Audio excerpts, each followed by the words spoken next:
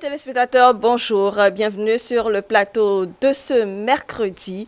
Aujourd'hui, nous entamons le mois de décembre et comme tous les 1er décembre, c'est la journée mondiale de lutte contre le sida. Nous ne pourrons donc que parler de la maladie aujourd'hui. Le sida, l'autre pandémie à laquelle nous pensons, c'est important de revenir sur la lutte contre le VIH-Sida, sur les objectifs aujourd'hui et également sur comment est-ce que ça évolue, l'infection dans notre pays. Nous en parlerons avec nos invités à un plateau auquel vous pouvez participer en nous envoyant vos messages sur le 55 01 82 91, le 55 01 82 91 ou tout simplement en nous appelant en direct sur le plateau sur le 98 80 93 111, le 98 80 93 111. Et déjà, je suis avec Félicien Edou, bonjour.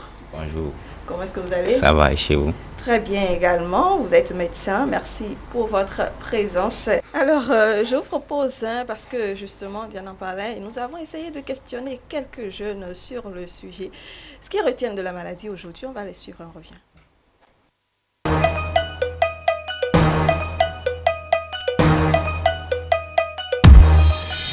Le VIH-Sida, une maladie sexuellement transmissible qui est en train de détruire la jeunesse. C'est un phénomène, vraiment, on ne souhaite pas, mais c'est arrivé. Ceux qui ont ça, c'est un souci.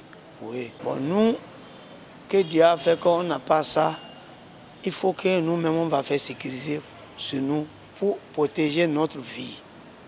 C'est pas l'appel, l'homme va passer dans tous les coins. Parce qu'on voit ce que les autres souffrent aujourd'hui. Maintenant, ça nous fait pitié. Tu vois ton frère, il souffre de ces maladies. Vraiment. Tu n'es pas à l'aise. C'est comme c'est toi qui ça dérange. L'abstinence, c'est la meilleure solution. Préservatif, c'est la meilleure solution aussi. Donc les jeunes actuels qui se propagent dans les filles, dans les femmes, partout là. Donc on va faire attention. Actuellement, il y a des produits que les porteurs vont souvent chercher dans les hôpitaux pour pouvoir réduire un tant soit peu l'évolution du virus.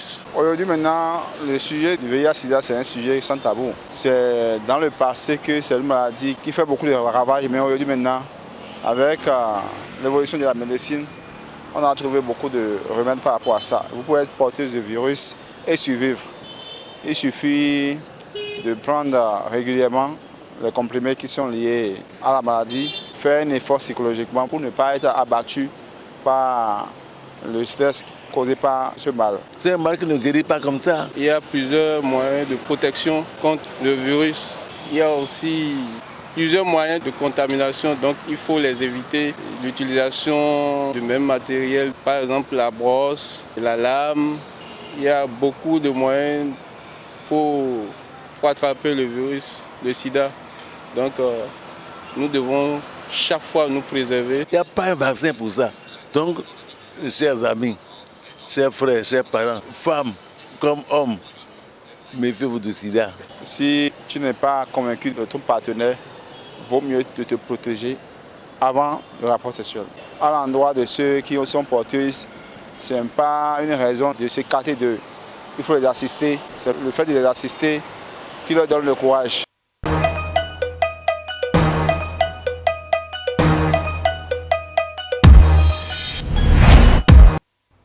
Voilà donc quelques avis des citoyens sur le mal, sur le sida. Geneviève Pangon.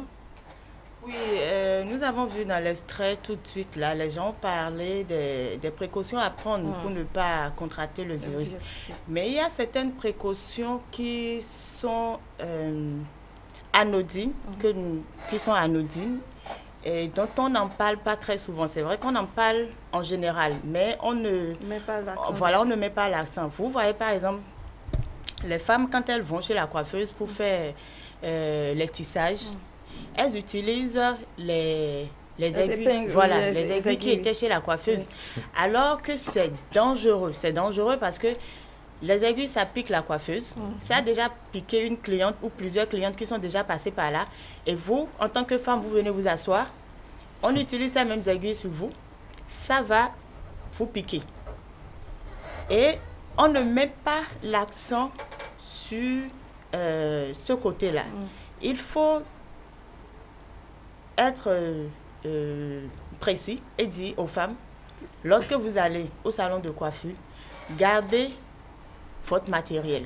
Si vous voulez faire la manucure, gardez, il y a un truc là qu'on appelle pied de biche, qu'on utilise à tout le monde, c'est pas bien.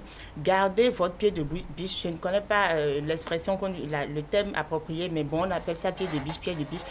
Que chaque femme ait ce matériel-là sur elle et qu'elles achètent, quand elles vont là-bas et que les aiguilles sont les mêmes qu'on a utilisées à d'autres clients, qu'elles demandent à acheter, ça ne coûte rien. On utilise 4 aiguilles pour faire les tissages. Les 4 ne coûtent que 100 francs. Il faut qu'elles achètent leur matériel pour éviter les problèmes. Donc, on fait la sensibilisation en général, mais il y a de petits points sur lesquels on ne met pas l'accent et qu'il faut le faire.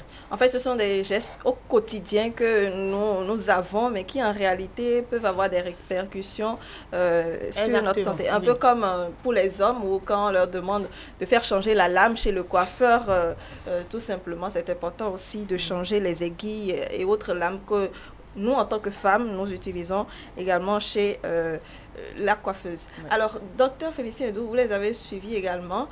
Pour eux, en tout cas pour certains, le mal aujourd'hui n'est plus trop tabou. On en parle facilement. Est-ce que vous l'avez remarqué, étant donné que dans votre exercice?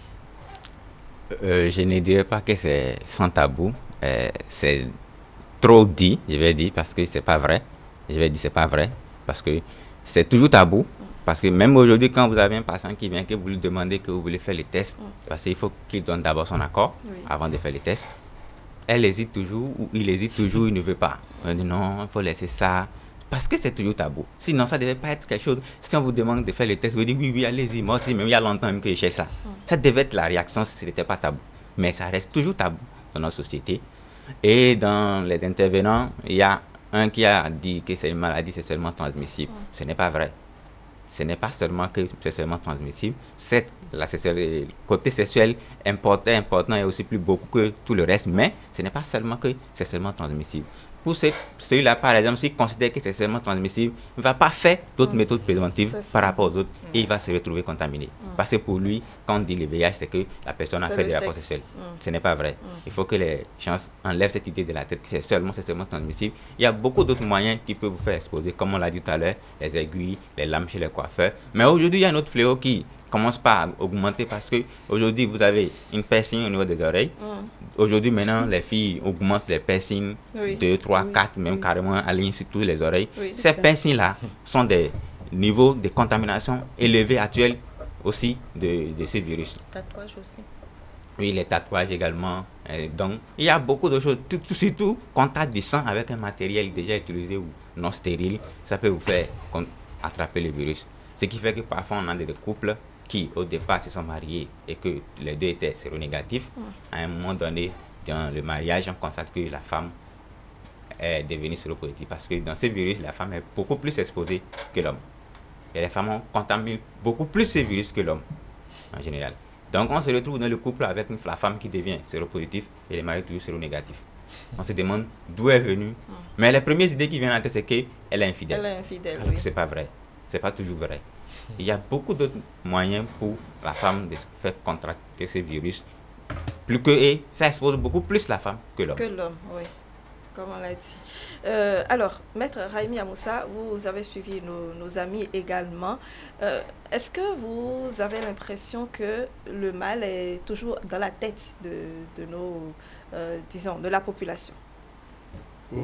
Pas comme au début. Pas comme au début, il y a une sorte même de banalisation actuellement. Aujourd'hui, pour un oui ou non, on va au CES. Un instant, Maître Raimi Amoussa. Allô? Madame, bonjour. Bonjour, monsieur. Eugène Voyon, madame. Oui, j'ai reconnu votre nom. Vous pouvez élever un tout petit peu la voix pour que je puisse... Oui. Madame, bonjour. Bonjour, monsieur Eugène Wagnon. Bienvenue sur le plateau. Votre commentaire ou votre préoccupation? Oui, d'abord, je voudrais me permettre, avec votre autorisation, de rigoler un peu parce que vous trouvez que, quand vous avez bien dit au docteur que ça devient un sujet tabou, il a bien répondu, madame. La preuve, pourquoi pour ce sujet, vous n'avez pas essayé de mettre sur ce plateau quelqu'un, un porteur? Vous pensez que quelqu'un aurait voulu rester là pour parler de son mal? Et vous venez de me réveiller. Moi, j'ai pensé même que ça n'existait même pas, cette maladie. Comme les gens critiquent aussi le Covid pour dire que le Covid n'existe pas. Vous voyez, la négation même de l'être humain. On ne prend jamais conscience du mal qui apparaît sur la planète Terre. On banalise.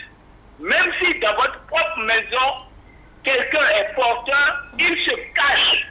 Il ne veut pas qu'on sache comment il va devoir guérir, comment il va être assisté.